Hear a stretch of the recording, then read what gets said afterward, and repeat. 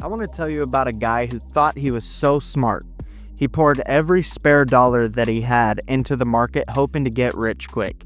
He'd watch those green numbers on his apps go up and up and up, and he'd feel like a pilot in a rocket ship. But then, what happened? A single piece of paper came in the mail. It was an unexpected $5,000 medical bill. It proved his rocket ship was made of cardboard. Here's the simple mistake that he made and why you have to avoid it. Did you know that many of you might be walking around on a financial tightrope? According to the Fed, 37% of adults would have to borrow money, sell something, or simply couldn't cover an unexpected $400 expense. That's not even a new set of tires. So the hard truth is, a surprise bill isn't a matter of if, but when. And if all of your money's tangled up in the market when that storm hits, it's like having your lifeboat tied in a knot. You're not building wealth, you're gambling it. As an example, let's use a guy named Alex. He's 32, a sharp marketer with a decent income, and he thought he had the money game figured out. He's seen all the videos from all the gurus about compound growth, how your money can grow like a snowball rolling downhill, and knows that time in the market is the key. So every month, he'd pay his rent, cover his basics, and dump every other dollar into his investment accounts. His friends were stashing cash in savings accounts, earning practically nothing. Alex saw their savings as a block of ice melting in the sun of inflation.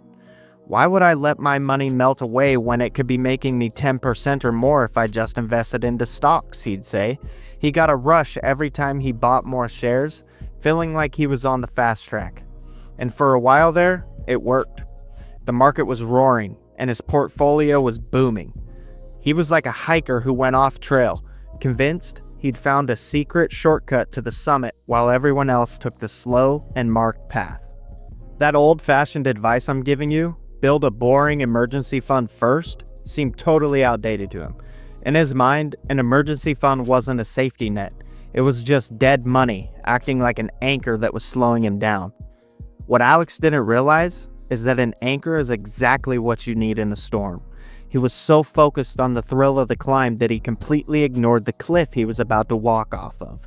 He was building a skyscraper on a foundation of sand, and a high wire act without a safety net is only impressive until the wind picks up. Life has a funny way of crash testing our financial plans for us. For Alex, that test came in two quick and absolutely brutal hits.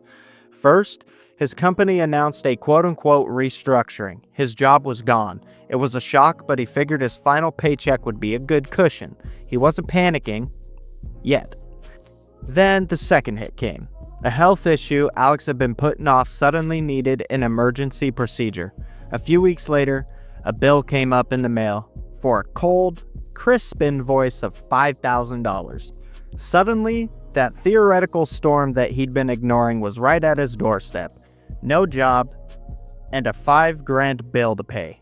He looked at his finances, but that golden goose that he had, the stock market, had flown south for a very, very long winter, because the same economic downturn that led to his layoff had sent his stocks flying into the netherrealm.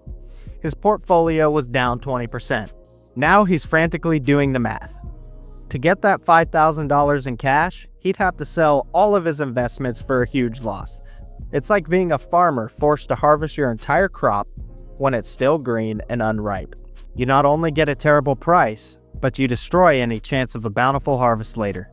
But what choice did he have? Rent was due, the bill had a deadline, so with his stomach in knots, he logged into his brokerage account and hit the sell button. It wasn't just about losing the money though. It was the feeling of failure and of watching his dreams go up in smoke. And it got worse.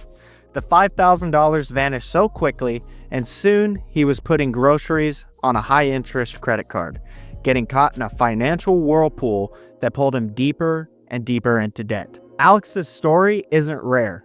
It's the predictable outcome for anyone who builds their financial house in the wrong order. He learned the hard way that real security isn't about how much you make when the sun is shining. It's about how well your ship can handle the inevitable hurricane. So Alex's story is a tough but crucial lesson I want you to learn. You have to build your financial skyscraper on bedrock, not sand.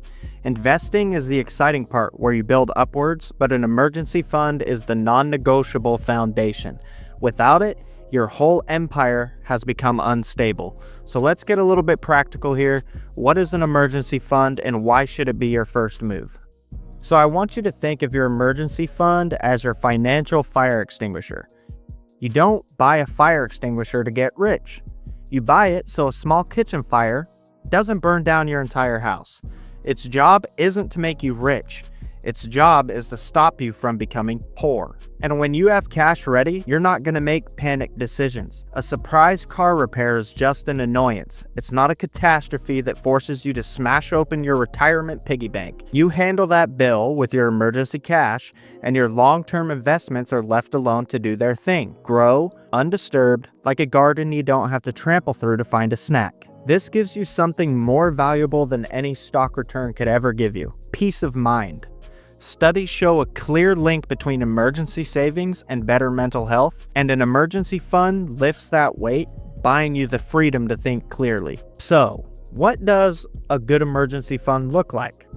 The golden standard for you is 3 to 6 months worth of essential living expenses. Essential is the key. Think of it as the difference between your survival backpack and your vacation luggage. This fund covers the absolute necessities if your income disappears, like your housing, utilities like power, water, and internet, food, transportation, insurance, minimum debt payments. This does not include subscriptions, eating out, or shopping. So what I want you to do is I want you to calculate this number honestly. If your essentials cost $3,000 a month, your goal is between $9,000 and $18,000 in your emergency fund. If you're a freelancer or have dependents, you should aim for the higher end. Now let's talk about the how. Building a big pile of cash feels like a huge project, but one simple plan can make it so much more manageable for you. First things first, you have to open the right account. Your fund needs to be liquid. It needs to be safe. You don't want to put this in the stock market. The perfect spot for this is a high-yield savings account. Think of a regular savings account as a piggy bank. A high-yield savings account is pretty much a piggy bank that magically adds a few extra coins to itself on its own. As of late 2025, many FDIC insured accounts are offering over 4% or even 5% APY, which is only going to help your cash fight inflation. You should really be keeping this separate from your checkings account and your savings account just to help resist temptation. Now the second thing, you need to automate. Automate. Drill the word automate into your head. You should be putting your savings on autopilot. Set up an automatic transfer from your checkings account over to your high-yield savings account every single payday, because even $50 or $100 per check can help you build that habit. Third, start with a mini goal. Don't let the big number overwhelm you. It's like climbing a mountain. You don't stare at the summit. You focus on reaching the first base camp. I want you to aim to save your first $1,000. Hitting that goal provides a huge motivational boost. Fourth, use your windfalls.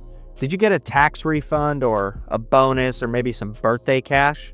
Think of this as a power-up in a video game. You just popped the double points at COD Zombies. Sending these cash infusions straight to your high-yield savings account is the fastest way you can charge up your fund. And once your emergency fund is healthy, then you can focus on investing with real confidence. Some people get their 401k match while saving, but the key is that a crisis can no longer completely derail you or your financial future. So all in all, the road to wealth is like a marathon. It is not a sprint. This whole get-rich-quick fantasy of diving headfirst into investing with data expiration call options is tempting. But as you saw with Alex, that's a gamble that can set you back years. Real financial freedom is not just about having a big portfolio. It's the difference between you owning a flashy race car that can't handle a pothole and a reliable, all-terrain vehicle that can give you the confidence to drive on any road, anywhere, no matter how bumpy it is. It's the quiet confidence you get from knowing you are prepared. Building that emergency fund is the most powerful move you can make to protect your financial future. It's the boring, unsexy first step that makes all the exciting wealth building possible. Don't learn the lesson the hard way. Like Alex, build your foundation first. Then you can start reaching for the sky. So I want to know, what was your biggest aha moment about emergency funds? Do you have a story about a time that the safety net you have saved you, or a time that you wish you had one? Drop it in the comment section below, because your story could be the one that helps someone else make that realization and help them get started. If this video gave you a new perspective, do me a favor, hit that like button and subscribe for more tips to help you build wealth with confidence. Once your fund is solid, go ahead and check out my next video on smart investing strategies to take that next step. And as always, this is your boy Root Cause. Just remember, you deserve it. Have a good day.